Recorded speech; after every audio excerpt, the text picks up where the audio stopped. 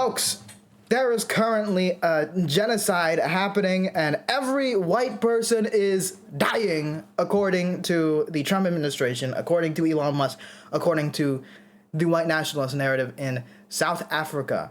The Trump administration has recently allowed a new group of migrants, refugees, of exclusively, it seems, white South Africans escaping a so-called white genocide in South Africa. The most oppressed group on earth, actually.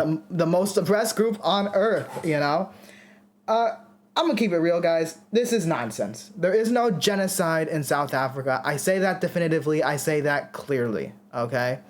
If there is an attempted genocide, they're doing a real bad job. Look, there is real genocide in this world. Gaza. And somehow there's still people denying that that's a genocide. But you have the situation in South Africa where I looked at the farmers, because that's who's apparently being genocided, white farmers. Apparently there's a big group of people every single year in the double digits that might die on a farm. Now, to me, that's a shame. Death is a tragedy and all that stuff. I'm not trying to undermine these people's deaths. Some of them were murdered. The officials in South Africa say it was not racially motivated. It's like being robbed or whatever. The white nationalists say this is a genocide. I'm inclined to believe that this is not a genocide. I'm also inclined to believe that is the case because when you look at land ownership in South Africa, you would see, I wrote this down, folks. I think I wrote this down. Land. Maybe I didn't write it down. Either way, what I will say is white South Africans make up like 8% of the population and own like 70 to 80% of the land. Black South Africans make up like 80 and own like 4%. If this is a genocide and the group of people being genocided happens to own 80% of all the agriculture land, which is a very powerful asset to own historically and in the modern day. This is the worst genocide I'm seeing, but I think this connects really deep into corruption. I think this really connects really deep into the Trump mindset. I think this connects into who is whispering in his ears from Elon Musk, who is a white South African who cares about this bullshit narrative, and Stephen Miller, who is Trump's right-hand man, maybe left-hand man, depending on where you put Elon, who is also just a straight-up white nationalist. Adam Khan, you, my friend, are South Asian. You are the enemy of the modern conservative movement, and you're a Muslim. Why are you committing a genocide against good white South African boys in South Africa? Yeah, this is such a funny situation. It's like, I mean, the way that they're pretending that they want to take in refugees, where it's like, okay, you want to bring people in that are like suffering around the world? No, just the South African ones. Everyone else, their pain and suffering doesn't count. They're not actually real refugees.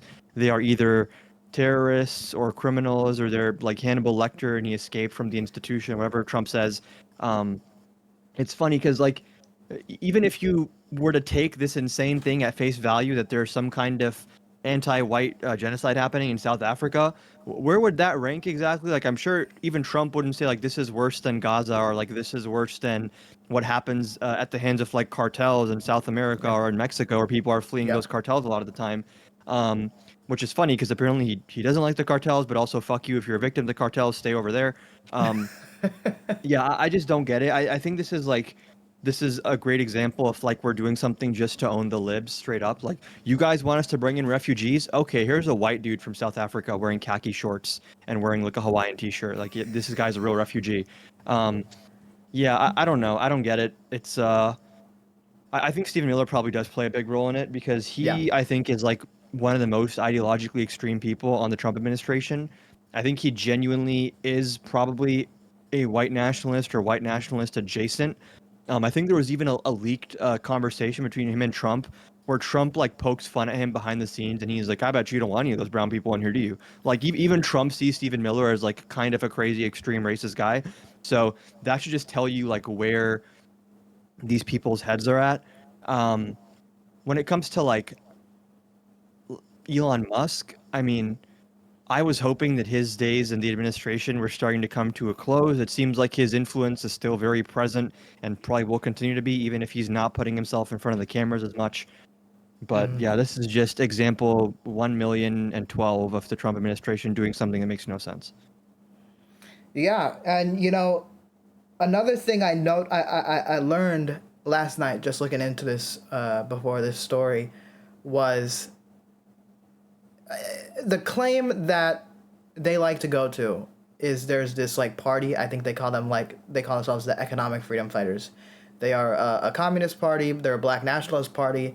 They are in the opposition. They bring these people up. They say, oh my gosh, they say kill the Boers, which is like what started, I guess, as an anti-apartheid statement, but then like it kind of, obviously sounds violent. The Boers sounds like some radical woke feminism to me, honestly.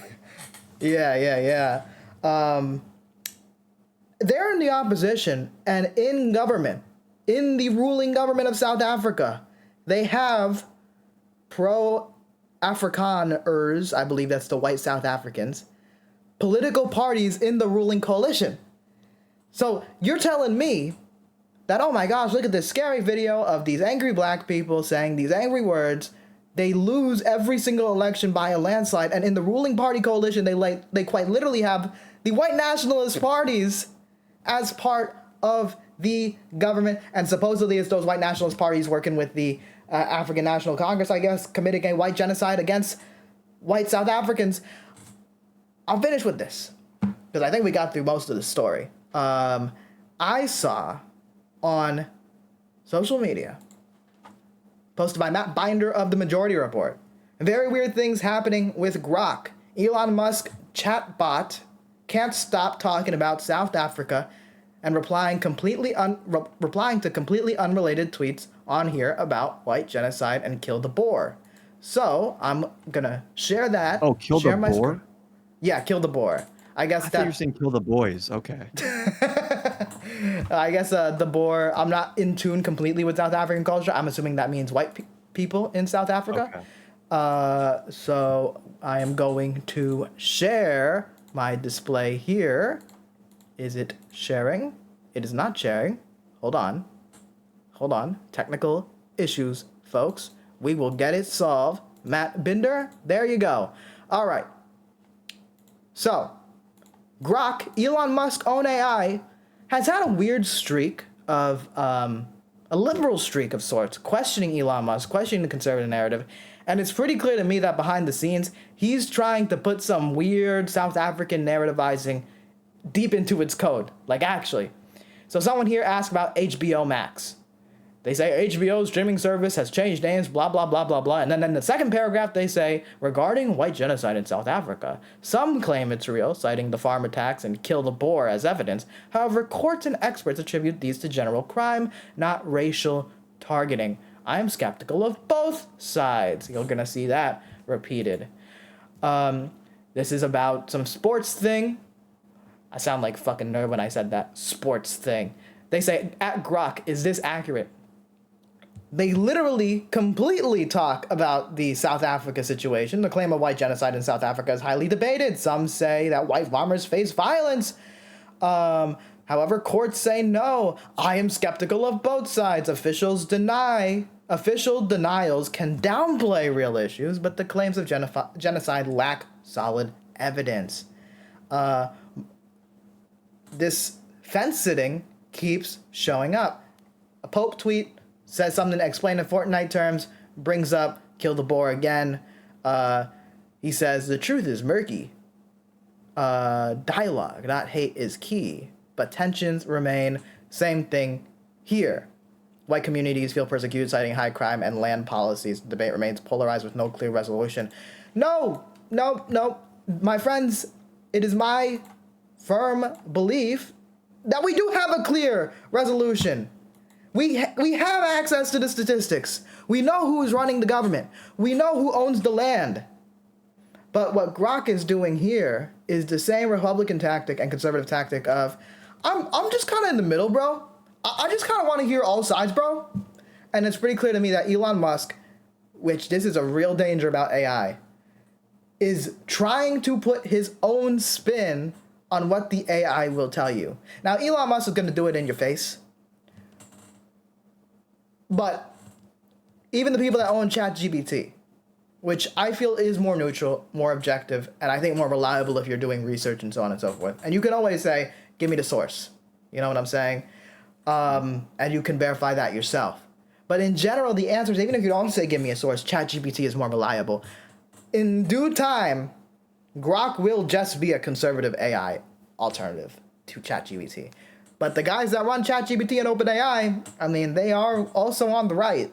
They are also in the business world. They are also the oligarchs. So what is to come? I don't know. But what I do know is genocide is not here in South Africa. Anyway, any final thoughts? Any final words you want to say? No, it's just, yeah, it's just so ridiculous. I have nothing to add. I feel that. All right. Well, subscribe.